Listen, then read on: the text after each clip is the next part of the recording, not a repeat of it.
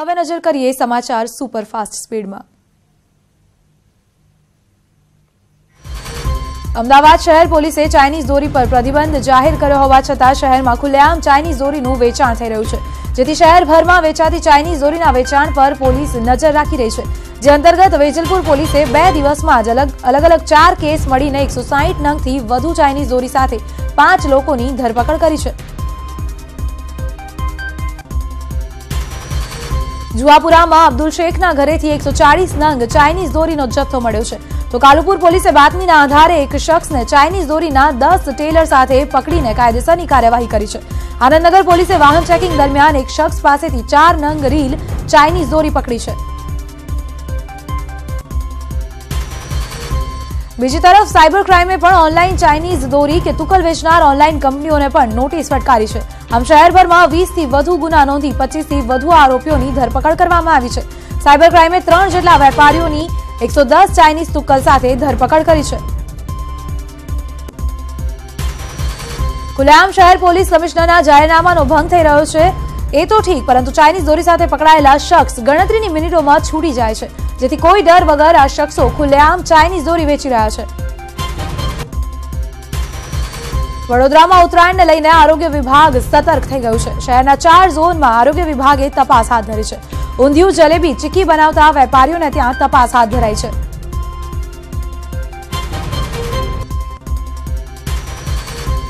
અમદાવાદમાં મળેલી પ્રદેશ કોંગ્રેસના હોદ્દેદારોની બેઠક પૂર્ણ થઈ છે। બેઠકમાં પ્રદેશ કોંગ્રેસના સિનિયર નારાજ નેતાઓ પણ હાજર રહ્યા હતા।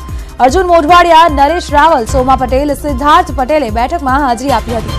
પ્રમુખની અધ્યક્ષતામાં જ લોકસભા ચૂંટણી લડવા બેઠકમાં નિર્ધાર કરવામાં આવ્યો। બેઠકમાં પ્રદેશ કોંગ્રેસના સંગઠનનું પુનઃગઠન કરવા સંકેત આપવામાં આવ્યો। કામ નહીં કરનાર હોદ્દેદારોને જવાબદારીમાંથી મુક્ત કરવાની સૂચના પણ આપવામાં આવી, તો સંગઠનમાં નવી નિમણૂકો કરવાના સહપ્રભારીએ સંકેત આપ્યા।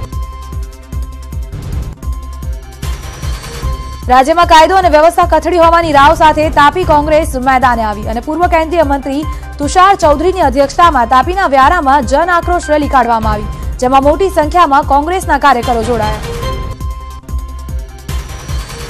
કોંગ્રેસનો આરોપ છે કે ભાજપના રાજમાં મહિલાઓ પર અત્યાચાર વધી રહ્યો છે, અસામાજિક તત્વો બેફામ બન્યા છે અને પોલીસ પાંગડી બની છે, તો ભાજપના નેતાઓ જ આરોપીઓને છાવરી રહ્યા હોવાનો પણ કોંગ્રેસે આરોપ લગાવ્યો।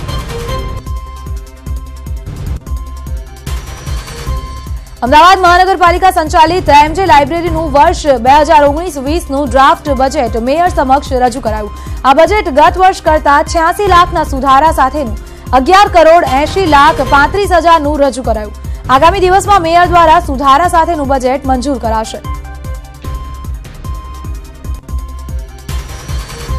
આ બજેટમાં પુસ્તકાલયમાં વાંચન સાહિત્ય માટે 55 લાખની જોગવાઈ કરવામાં આવી છે। વિવિધ રચનાત્મક અને સાંસ્કૃતિક પ્રવૃત્તિઓ માટે 42 લાખની રકમ ફાળવવામાં આવી છે। સાથે જ મહાત્મા ગાંધી દ્વારા ભેટ આપવામાં આવેલ 3500 પુસ્તકોનું ડિજિટલ આયોજન કરવામાં આવશે।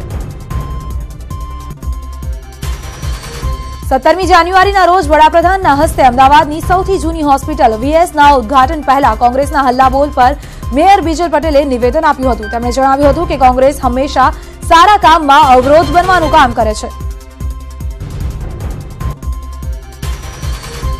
અમદાવાદની કામેશ્વર સ્કૂલની મનમાની સામે આવી છે। ફી ન ભરતા 365 બાળકોને શાળાએ પરીક્ષાના દિવસે જ બહાર બેસાડી દીધા। વાલીઓનો આક્ષેપ છે કે તેમને ફી ભરવા માટે કોઈ પણ પ્રકારની જાણ નથી કરાઈ। એફઆરસીના નિયમ પ્રમાણે નોટિસ બોર્ડ પર પણ સૂચના નહોતી આપવામાં આવી, જે વિદ્યાર્થીઓના વાલીઓએ ફી ભરવાની બાંહેધરી આપી તેમને પરીક્ષા આપવા દેવાઈ હતી, તો બાળકોને બહાર બેસાડી દેવાયા હોવાનું ખુદ શાળાના આચાર્યએ પણ સ્વીકાર્યું છે। અમદાવાદની પંચામૃત સ્કૂલની ફી મામલે દાદાગીરી સામે આવી છે। શાળામાં સિનિયર કેજીનો અભ્યાસ પૂરો થાય તે પહેલા જ શાળા સંચાલકો ફર્સ્ટ ક્લાસની ફી ઉઘરાવી રહ્યા છે। શાળા સંચાલકો તરફથી વાલીઓને 17 જાન્યુઆરી પહેલા 4500 રૂપિયા ફી જમા કરાવવાની સૂચના આપવામાં આવી છે। 17 જાન્યુઆરી સુધી ફી જમા નહીં કરાવે તો ફર્સ્ટ ક્લાસમાં એડમિશન સમયે વધુ 3000 રૂપિયા જમા કરાવવામાં આવશે તેવું જણાવવામાં આવ્યું છે। છોટાઉદેપુર જિલ્લાના નસવાડીમાં ભણતર માટે વિદ્યાર્થીઓની મુશ્કેલીને લઈને ન્યૂઝ 18 ગુજરાતીએ અહેવાલ પ્રસારિત કર્યો હતો, જેના ઘેરા પ્રત્યાઘાત પડ્યા છે। નસવાડી તાલુકાના મામલતદાર, માર્ગ અને મકાન વિભાગના ડેપ્યુટી ઇજનેર તલાટી પોથલીપુર ગામની મુલાકાત કરીને ટૂંક સમયમાં નાણાંનું કામ ચાલુ કરવાની ગ્રામજનોને ખાતરી આપી છે. સુરતની તમામ કોલેજોમાં જીએસની ચૂંટણીનો જંગ જામ્યો છે. ત્યારે સુરતના વરાછા વિસ્તારની ધારુકા કોલેજમાં પાસ સમર્થિત ઉમેદવાર હર્ષ ખેનીનો વિજય થતા પાટીદાર યુવાનોમાં ઉત્સાહનું મોજું ફરી વળ્યું હતું. આ પ્રસંગે પાટીદાર નેતા અલ્પેશ કથિરિયાએ પણ હાજર રહીને વિજેતા હર્ષ ખેનીને શુભેચ્છા પાઠવી હતી. અરવલ્લીની મોડાસા નગરપાલિકાએ વેરો ન ભરનાર સામે કડક કાર્યવાહી કરતા 3.24 કરોડનો વેરો વસૂલ્યો છે. 15 જાન્યુઆરી બાદ વેરો નહીં ભરનારની મિલકત સીલ કરવામાં આવશે.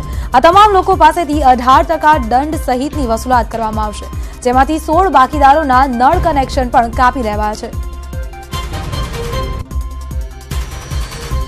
મહેસાણા નગરપાલિકાના સફાઈ કામદારો પોતાની 7 માંગણીને લઈને 5 દિવસથી હડતાળ પર છે. 400 થી વધુ સફાઈ કામદારોએ પાલિકા સામે રેલી યોજી છે, જે મહેસાણાના વિવિધ વિસ્તારોમાં ફરશે.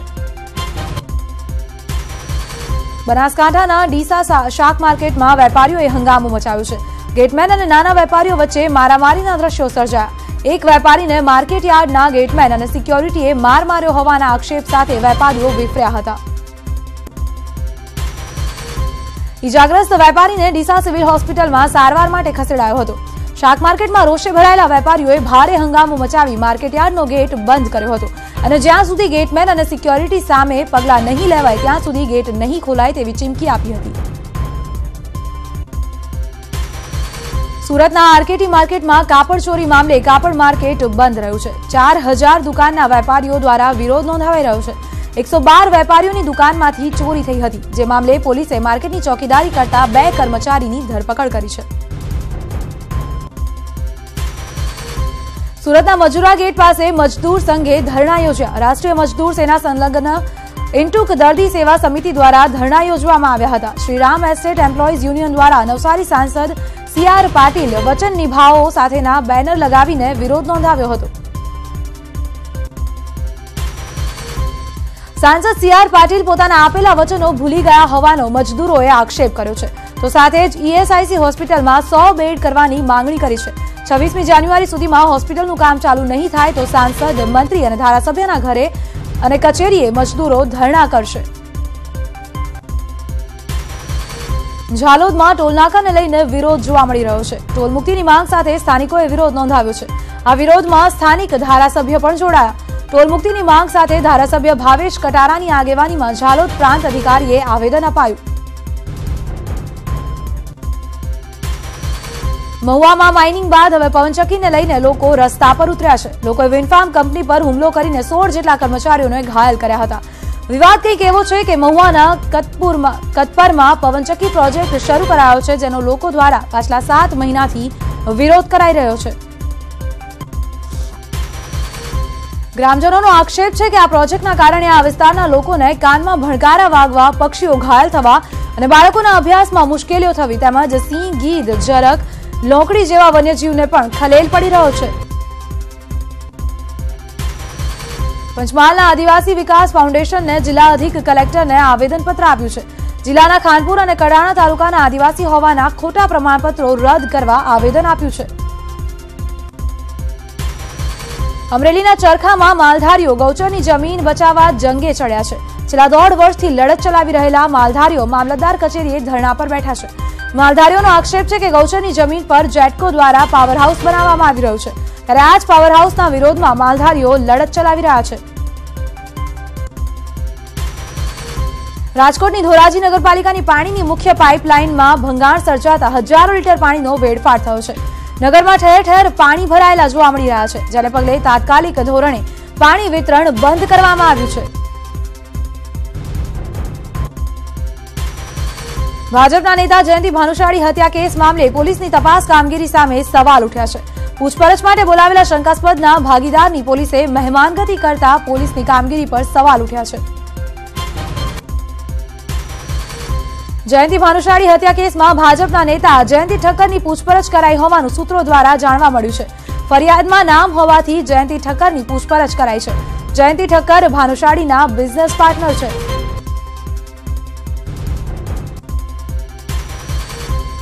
રાજકોટમાં સ્વાઇન ફ્લૂથી વધુ એકનું મોત નીપજ્યું છે. કોટડા સાંગાણીના એક વ્યક્તિનું મોત નીપજ્યું છે. 11 દિવસમાં સ્વાઇન ફ્લૂથી 4 વ્યક્તિના મોત નીપજ્યા છે, જ્યારે 21 કેસ નોંધાયા છે, જેમાંથી 17 દર્દીઓ હાલ સારવાર હેઠળ છે.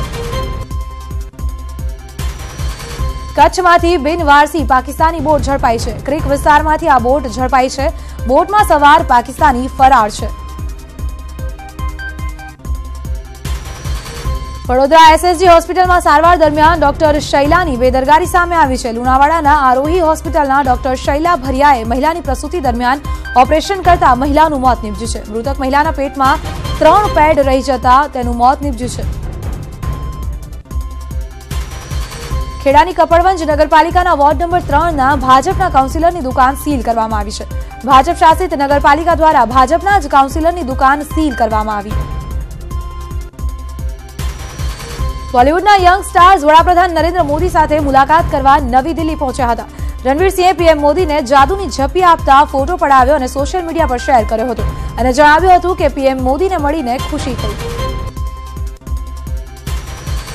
સુપરસ્ટાર રજનીકાંત ફરી એકવાર દર્શકોની વચ્ચે એક્શન રોલમાં દેખાયા. ફિલ્મ પેટ્ટા માટે રજનીના ફેન્સમાં ઘણો ઉત્સાહ છે, પરંતુ આ સાથે જ ફિલ્મની લીક થવાના સમાચાર પણ આવવા લાગ્યા છે. રણવીરસિંહ અને સારા અલી ખાનની ફિલ્મ સિમ્બાએ રિલીઝના 13મા દિવસે જ રેકોર્ડ બ્રેક કમાણી કરી છે. સિમ્બાએ બુધવારે 5 કરોડ 31 લાખ રૂપિયાનું કલેક્શન કર્યું છે. આ સાથે જ ફિલ્મની અત્યાર સુધીની કમાણી 13 દિવસમાં 208 કરોડ 14 લાખ રૂપિયા થઈ છે. ઐશ્વર્યા રાય બચ્ચને મણિરત્નમની આગામી ફિલ્મ સાઇન કરી છે. આ ફિલ્મ કલ્કી કૃષ્ણમૂર્તિના ઉપન્યાસ ધ સન ઓફ પોન્ની પર આધારિત છે. આ એક મોટી બજેટનો ઐતિહાસિક ડ્રામા છે, જેને બાહુબલી ફ્રેન્ચાઇઝીની જેમ જ બનાવવામાં આવી રહી છે. પોતાના લગ્ન બાદ નવા વર્ષમાં કપિલ શર્માના શોએ ધમાકેદાર શરૂઆત કરી છે.